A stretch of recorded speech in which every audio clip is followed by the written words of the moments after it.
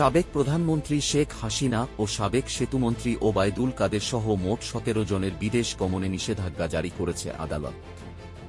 দুর্নীতি ও অর্থ আত্মসাৎ সংক্রান্ত মামলার সুষ্ঠু তদন্তের স্বার্থে এই নিষেধাজ্ঞা দেওয়া হয়েছে।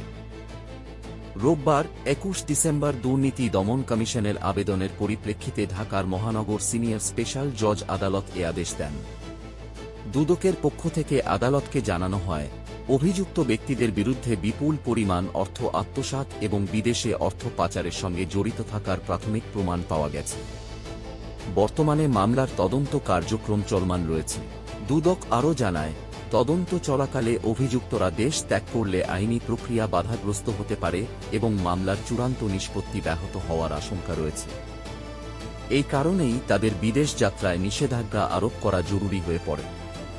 আদালতের আদেশ অনুযায়ী শেখ হাসিনা ও ওবায়দুল কাদের ছাড়াও তালিকাভুক্ত আরও ১৫ জন প্রভাবশালী ব্যক্তি এখন বিদেশে যেতে পারবেন না।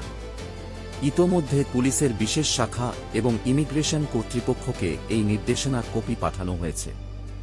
ক্ষমতার অপব্যবহার করে অবৈধ সম্পদ অর্জন এবং রাষ্ট্রীয় কোষাগারের অর্থ লুটপাটের অভিযোগে এই তদন্ত চলমান রয়েছে। এ বিষয়ে পরবর্তী আপডেট পেতে চোখ রাখুন আমাদের চ্যানেলে।